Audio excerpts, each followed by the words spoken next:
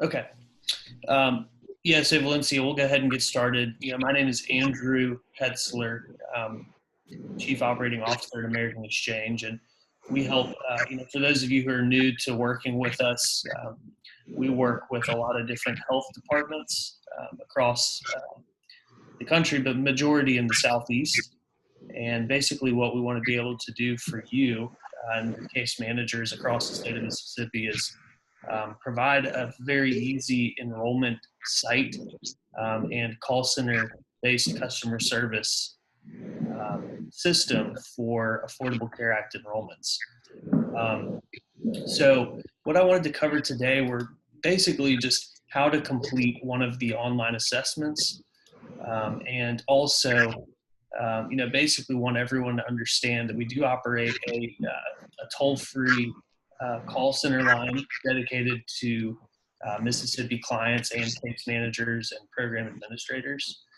So, if at any point you need any customer service, this number here at the top of the page is a great number for you to call into. You'll get right to an agent who can complete this form for you on over the phone. You're welcome to give this phone number to your clients as well. If you say, hey, give this number a call and ask to complete an assessment, that's one option as well. But I just shared this URL in the chat. It's americanexchange.com/Mississippi. So pretty simple. Hopefully that's easy to remember, but it's a blind URL. So you technically can't get to it from americanexchange.com. So you have to type that into your browser. I'll make sure that everybody has that link available to them after this call. So this is kind of how you would get to this form online. So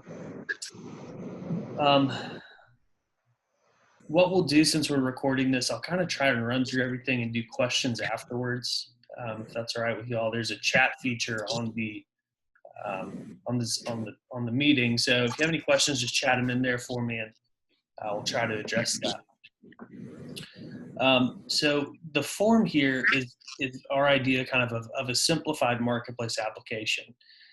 It should be pretty self-explanatory. The basic information on the primary applicant. For most of the programs that we work with in the Ryan White space, you're dealing with typically single individuals with no dependents. But this form allows you to indicate household members as well. So the first part of this form really is just asking about information on the primary applicant. And all the required fields here are required fields in a marketplace app. So just kind of keep that in mind.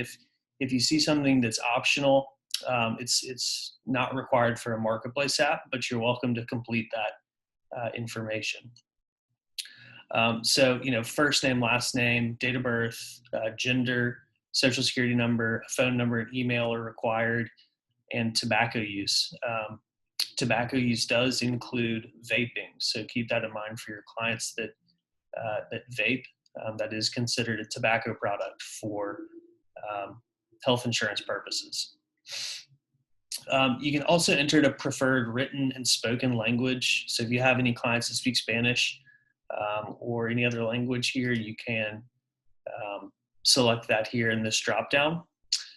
And all their communications from their health insurance carrier will come in that preferred language. So once you get through the basic information about your primary applicant, we're into an income section for that person. And what this form is meant to do really is it takes your client's current income and then basically gives you a section further down in the form where you can take that calculated annual income and use that as a 2021 estimate, or you can use that or you can use the calculation. So I'll give you a demonstration of that here shortly. But in this income section, you would just simply indicate if the client's currently receiving any income and then the income type. So you would say, let's say salary, wages, tips, and commissions. You would put the employer's name. You would put the frequency that they get paid. So whether it's weekly, monthly, if they get paid annually, you can use that. Bi-weekly, these are all options that will calculate in the form. So let's say I get paid $600 a week. If I come down here, I'm skipping a little bit, but if you see here, it's in the income verification section, it's giving me a gross household income. And as you add more information and more income information about the primary applicant or a spouse or a dependent, that will automatically update. So let's just say I'm the primary applicant. I'm also driving Uber on the weekends, making about $150. You can input that and it will calculate here in this gross household income field. So that's kind of one of the updates that we've made to this form, is that calculation. So we hope that it's a good way for you to, or an easier way for you to help calculate the client's estimated income for next year. So moving on into the form, just asking for a simple mailing address or home address. This has a great verification field so that you just start typing your home address and you should see it. And it'll pop up and fill in the rest of it, including the county. So really easy to use tool there. You can also indicate if you have a separate mailing address. And then also we're getting into the case manager information. So we do ask, on the prior form, we add the required field of a district so that we could know which district the client falls into. But also you want to enter your name as the case manager and the case manager email so that we know who to go back to if we have any questions on the application or if something's missing. So you would simply select the district. If you're the case manager, you would put your name here and your email there. If we get a client that calls in, we're going to ask them if they have a case manager. I don't know if all the clients in Mississippi are case managed. But if they call in, we're going to ask them this question, and hopefully they know who their case manager is. If not, we won't be able to input this if they don't provide it. But that's where we would input their who the case manager is, medical case manager is. So we've basically gotten all of the information for the primary applicant at this point in the form. So basic information. We've gotten their income. We've got their home mailing address, case manager information. Once we get past that section, we're into tax and spouse information. So, basically past here is where you would enter any information about the client's household. So, a lot of these questions are marketplace questions that we need answered on each client. So, do you plan to file a federal income tax return as a required question? If you select no, then it kind of has a pop-up here. You're eligible to enroll in a marketplace plan. You just won't be eligible for an APTC. You have to file taxes to get an APTC. So keep that in mind there. Let's see. Then it asks the client tax filing status. So if they're single, married filing separately, these are the 5 IRS tax filing statuses. Keep in mind, if you're married filing separately, same idea, you're not eligible for a tax credit through the marketplace. You can still get a health insurance plan, but you're just paying full price for that coverage. So again, the married filing separately status, not eligible for a tax credit. Additionally, if you indicate that you're married filing jointly, you are required to put in some information about your spouse. You can indicate if your spouse wants to be on the plan with you or if the spouse is not covered under this plan. So I don't know how many cases in Mississippi you would have where you have a spouse and a primary applicant that are on the same plan, but you would indicate that here on this question is if you're applying for coverage with your spouse. So let's just say that I am applying for coverage with my spouse. It's going to ask me information here about that person. So you would input first name, last name, date of birth, gender, social, and their tobacco status.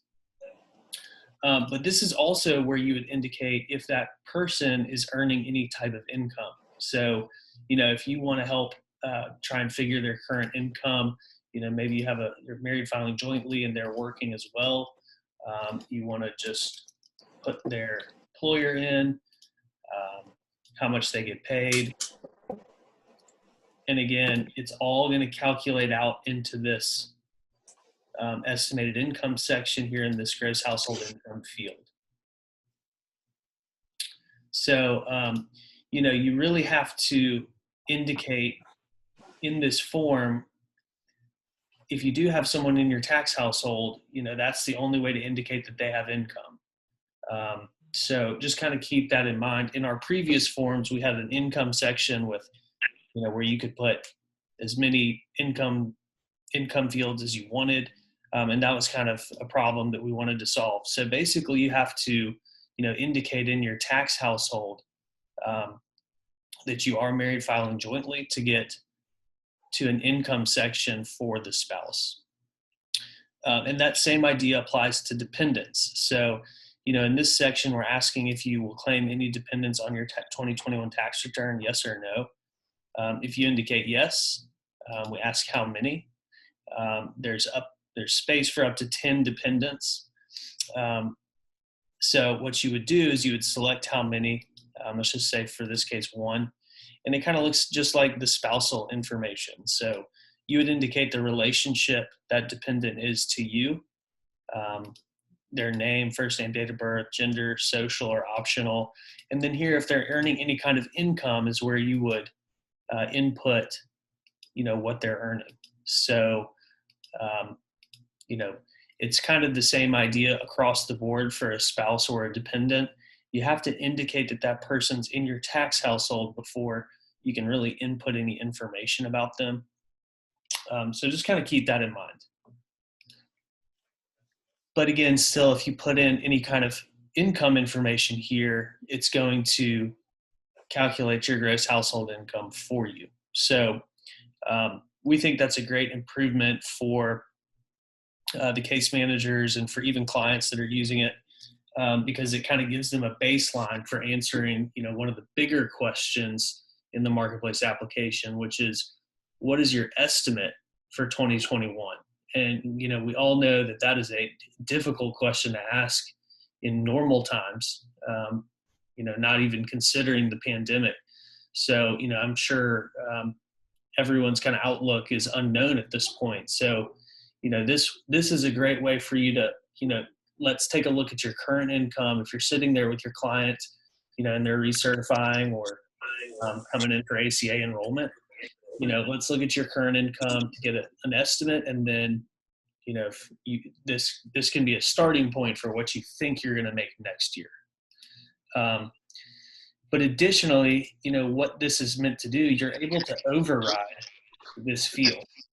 So, you may take this client's current income and say, hey, this is what I'm making right now, but I don't think I'll make that next year. I think we'll only be making 60,000. So, you're able to override this gross income field. And, let's say you have the conversation and they say, actually, it'll be actually closer to what you put in there. If you go in here and just kind of re-input a pay amount, it'll go back to the calculation. So, that's kind of how we're asking our Ryan White partners this year to complete their applications. And then right after this section, if you're comfortable with this as your estimate for next year, you can come in here and select your household size. So in this example, it's a household of 3, and it'll give you the FPL. So, you have to put in the household size for it to calculate, but that's something that we're going to record also.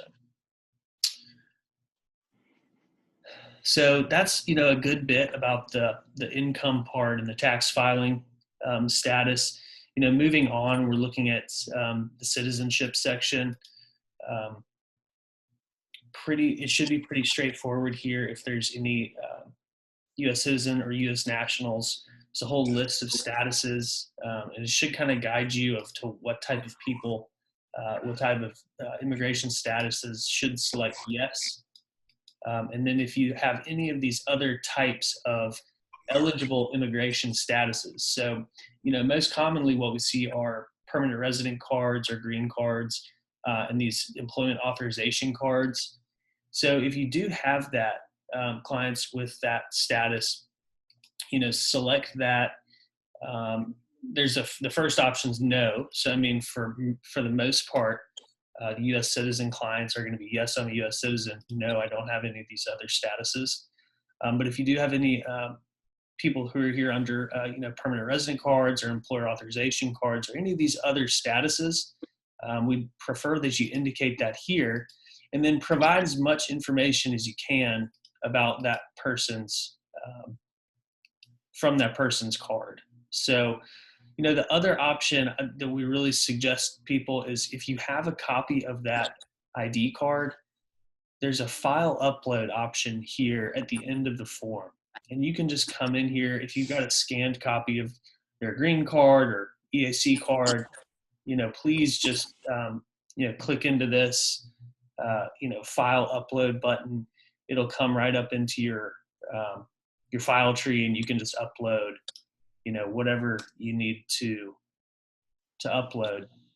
If you just would rather do that rather than inputting all of these alien number, card number, etc., that's a much easier way to get that information to us. So if you've got it, we would prefer that you just upload that information on the front end. There's 3 just mandatory other questions. If the client's Native American or Alaskan Native, yes or no. And keep in mind, this is, a certified member of a tribe or Alaskan Native. Some people may come in and say, yeah, I'm part Cherokee or something. You have to be a card-carrying member of a Native American tribe to answer yes here. Most of the time, this is going to be no. But if you do have someone who's part of a Native American tribe, they have different benefits and enrollment rules. So just kind of keep that in mind. If there's any clients on the female clients in the household that are currently pregnant, this is a Medicaid determination question. And then also if the anyone in the client's tax household is offered coverage through an employer. So this is a tax credit determination question. Basically, if anyone in the household's offered coverage through work, we're going to go ahead and not apply for a tax credit for that person under the assumption that their coverage would make them ineligible for an advanced premium tax credit. They're still eligible to get a plan through the marketplace. So, don't think that if someone has access to employer coverage or someone's spouse has access to employer coverage, that you just shouldn't complete an assessment for them. We can still get them a plan without an APTC, but that's a required question here. If you have any questions about that, really, I would urge you to give us a call.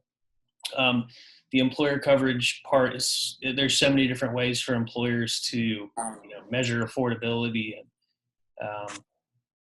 it's not based off the cost of coverage for the spouse. It can be pretty confusing. So if you do have any hesitation or any kind of client that, is offered coverage at work, just have them call us or, give us a call as the case manager and discuss your client. We can hopefully advise you kind of what to do there. And then finally, we're getting down to the end of the form. It's into the plan selection. So as you guys know, we're a few weeks away from open enrollment. So we don't know exactly what plans are going to be available in Mississippi or what the pricing is going to be or what the approved plans are.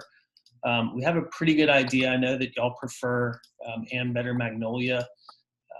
So, if you want to go ahead and select that, you can just kind of indicate that here.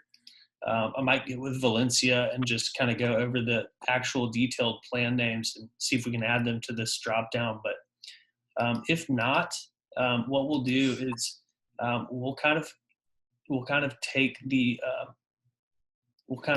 steps to enroll this person into an approved plan that's cost effective and covers their HIV meds and doctors. So, if you select no here, we'll go ahead and enroll that client into an approved plan.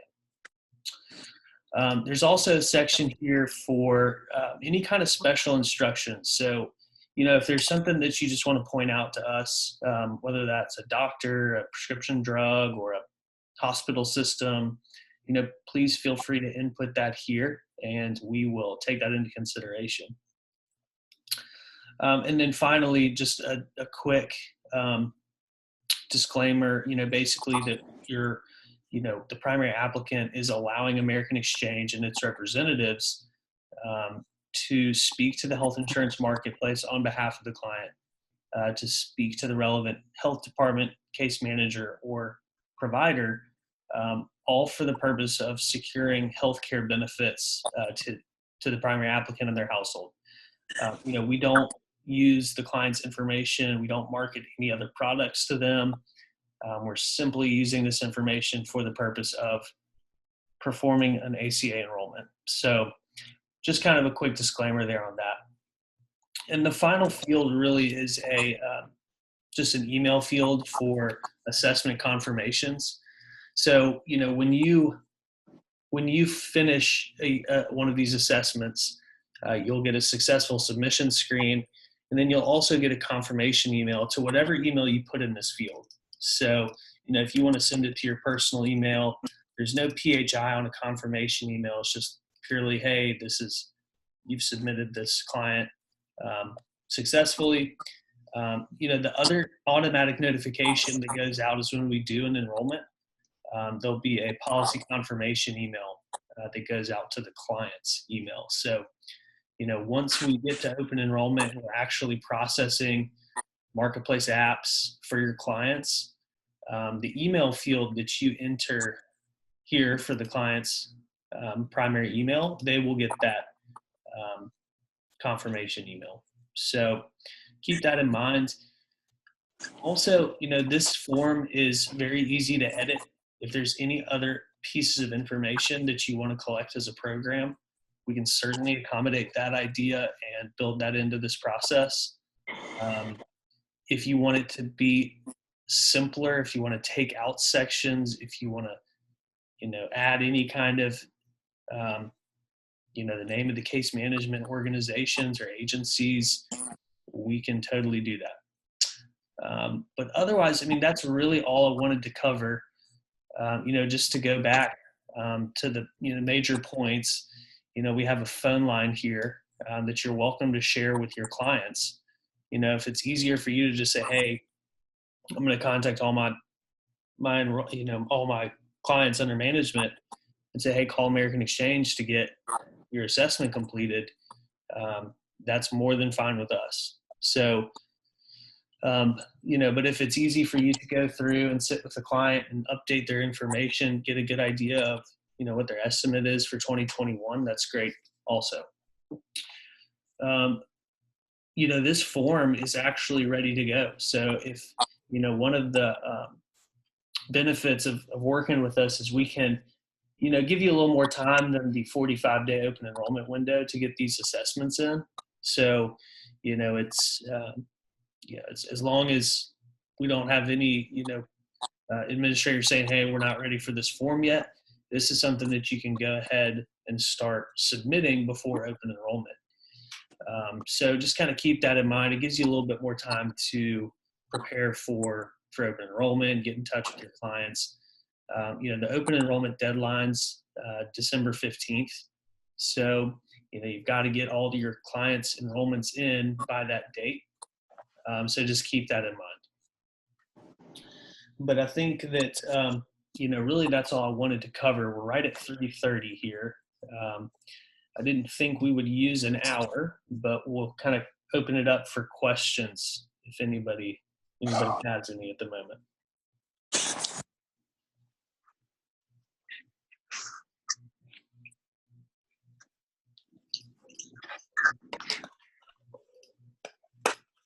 Yeah, I know it's kind of a lot to go over, but it's a much simpler form than going to the marketplace. And the fact that it can be open before November gives you more time to complete everything. What we're going to do once we complete the enrollments is we're going to submit that uh, subscriber ID information back to you so that you can get that information um, back to the program for premium payments. So, that's another part of the process, that we perform for your clients. You don't have to have them bring in an invoice or anything like that.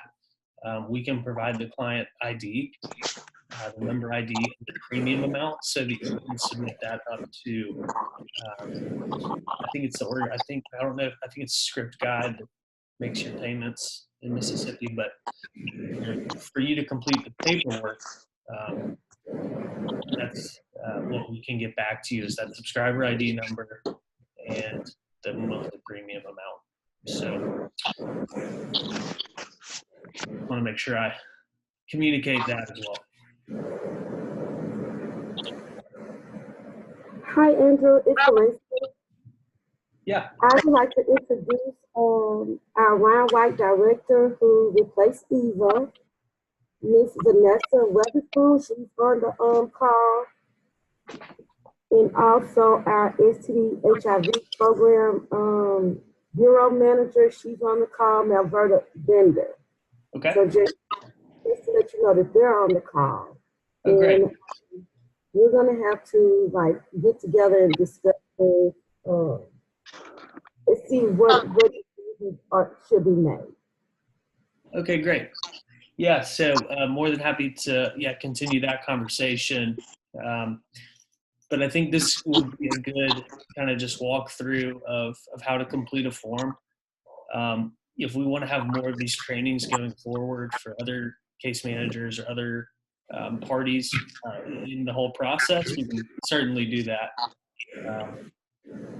We do them continuously for the state of Florida throughout open enrollment. So more than happy to kind of hold these trainings as we need to.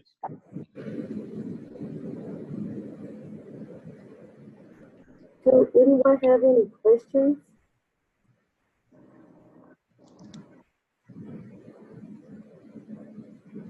I have a few though, Andrew. I have a few. No one has any at this moment, and maybe they can put it in the chat box, or afterwards may have questions and they can email and I'll follow up. Okay. So one of the questions I was going to ask, or would it be possible if a provider, if their case manager can be added to the form if we decide to, after talking about it, allow this? Would that be possible? Like a provider that's not in SBA, but they contract with us and they service our clients. I think, yes, that can be added to the form. So, if, are you talking about like a section for collecting the provider information, like the doctors?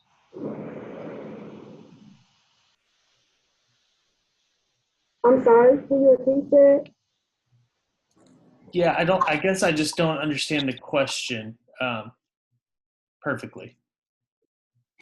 Like if we have a provider such as North Mississippi Medical Center, right? Yes. And the case manager there would like to complete the assessment, do you recommend that they do it or that they recommend giving the telephone number to the client to call either the 833 number or to contact us? Oh, great. Yeah. So, it's whatever works best for the organization. I know it's hard for a lot of case managers to, get their clients to come in all the time. So, a lot of our partners, Tennessee, Georgia, and Florida, it's kind of across the board, whether they might have one client that they know they're not going to get to come in. So they say, hey, call this number. But for, other clients, while they're in the office doing recertifications, go ahead and complete this form is what I would suggest. especially while you're doing recertifications over the next 8 or 10 weeks. And there's uninsured patients coming in. Right, so that's the reason why I was asking, and if that's so, if as a group we decide to do that, Melverta, Vanessa, and myself, can they be added to the form? So I don't, because so would that be that they would have to be added to the form? Yeah, we can add those groups to the form for sure. Okay. And also, do all clients have to have an email address? What about can you go down on the form? Because I'm thinking that everywhere there's a red asterisk that's mandatory. Yeah, I mean, we can take that off, so we can make that or not required. We will kind of in that situation. The marketplace does require an email address, so typically we like to use a fake email address if we have a client who doesn't have an email. So, we prefer a real email address, but it doesn't. We can turn that off, the requirement off on this form if you'd prefer. No, Andrew, wait, Valencia, wait one moment. Andrew, this is Melverta Bender. I don't have a question. I just need to make a statement. Someone is not muted, and we can hear all of your background noise and your conversation, and it is really making it difficult for some of us to understand the questions and the responses. So please check your phone audio or your computer audio and mute yourself if you're not talking or asking a question. All right, thank you. Valencia, you have the floor. well, I was just asking in reference to about, to discuss, because email I think is great, but I can't say that all clients will have an email. So I don't want that to be a delay or to be a resistance or a barrier, the reason why we can't complete the application. Completely agree. Yeah, we prefer to have a real email address, but we can make that not required for sure. Okay.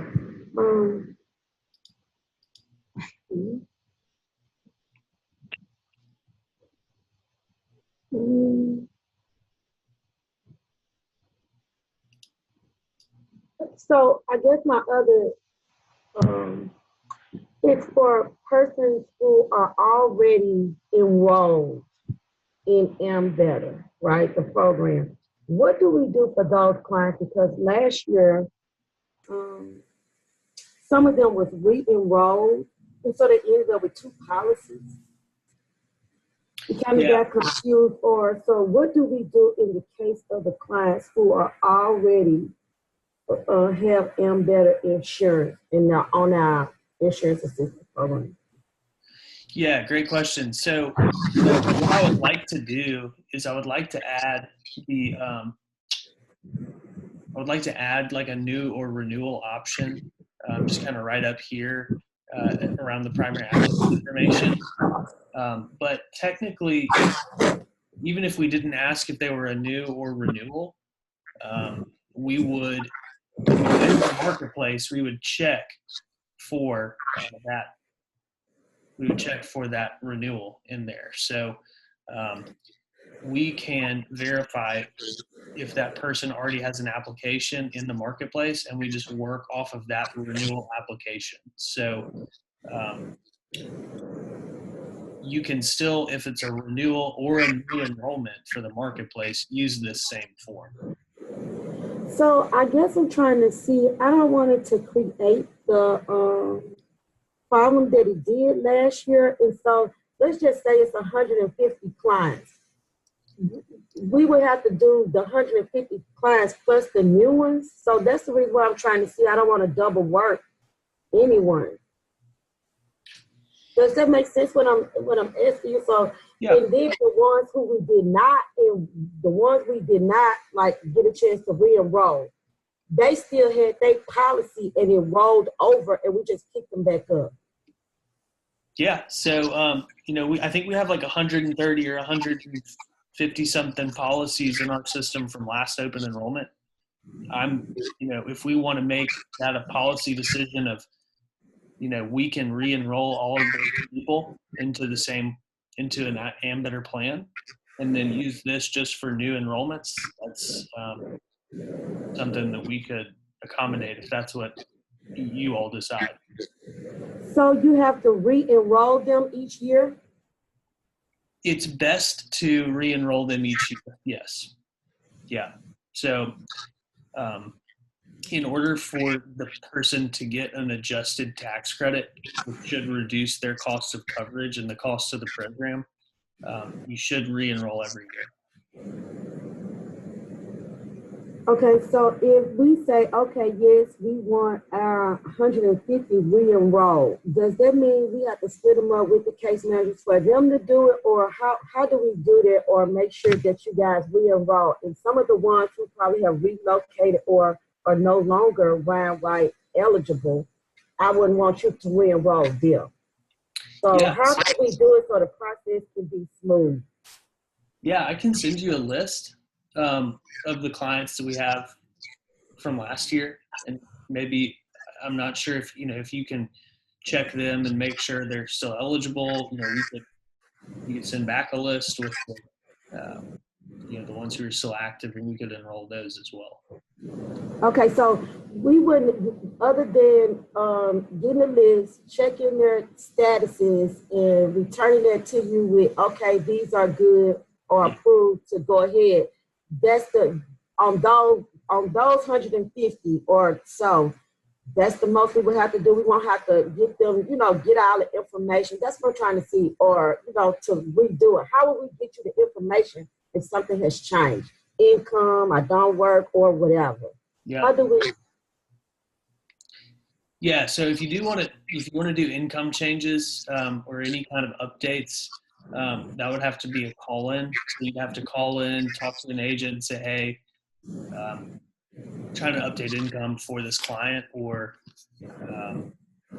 give that number to your client and say, hey, you need to update your income with American Exchange. So that'd be a good reason for someone to call in.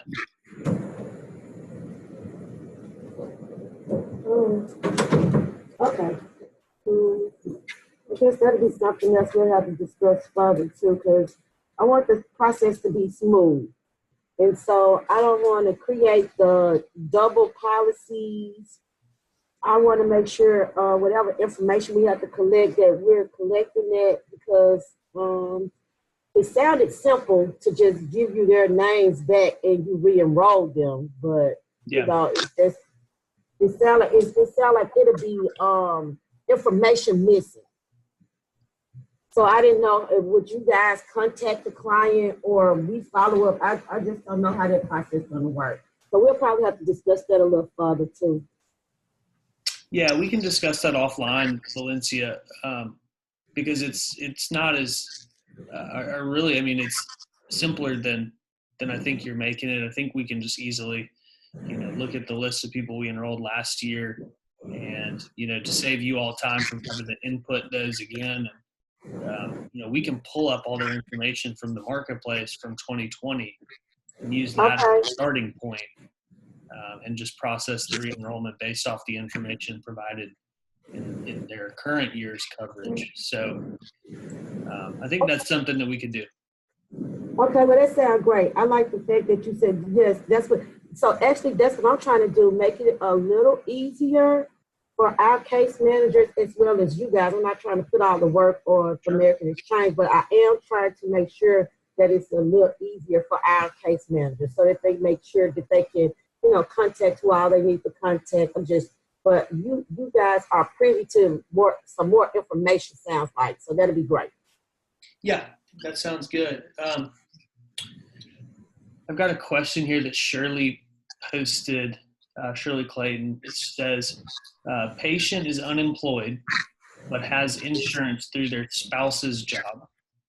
If the spouse declines insurance through their job, can the patient enroll in Ambetter and use their spouse's income? So The answer to that question is yes, they can enroll in an Ambetter plan and use their spouse's income. But if that plan that the spouse declined through their employer is considered affordable, then they still would not be eligible for an APTC. They could still get a plan through Ambetter. It just wouldn't have a tax credit. So, ultimately, yes. I mean, you could, in that situation, you could use the spouse's income and enroll in an Ambetter plan. But it wouldn't really be relevant because for the marketplace, from what they're concerned about,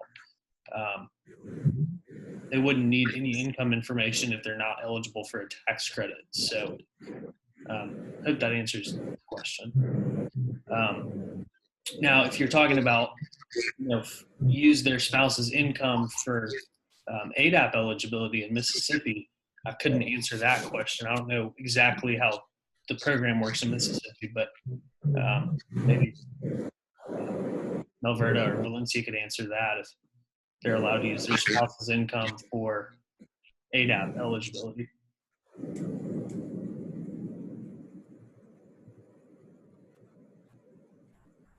But yeah, I mean, for the ACA, you could get them into a plan for sure. Andrew, do you know approximately when the plans will be in the marketplace for Mississippi? Yeah, so they'll come out for every state right at the end of the month. So usually around like October 25th, 27th, something like that. That's when we'll know what plans are available in Mississippi and what the pricing is. But I still think Ambetter is going to be your best option, or Magnolia Health. So I don't think there's going to be much change in Mississippi. Okay.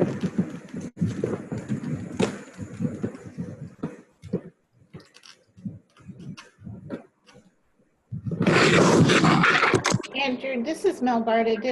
Did I hear you say we would be able to enroll people earlier than November 15th? Yeah, so I mean, if you have people that are new to the marketplace and you want to get our information, get their information to us for enrollment, you can go ahead and start submitting this form now. As long as it's approved. And that'll put them in a queue for us to get them enrolled. So, you can start submitting this, start submitting patient information, submitting these assessments for each patient, and we'll get them enrolled. Right when the marketplace opens up open enrollment.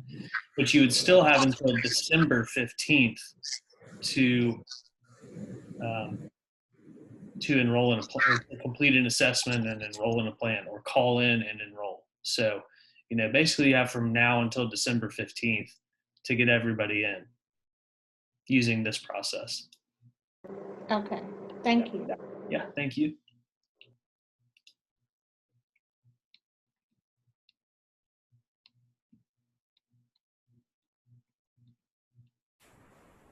So, can you excuse me, I'm sorry, I apologize. No, go ahead.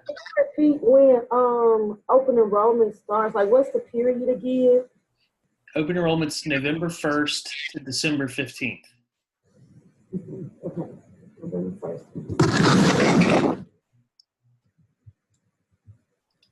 But you can start submitting these forms as soon as you want to. So, if you want to go ahead and start submitting for enrollment, you can go ahead and do that now, and we'll wait until November to enroll them.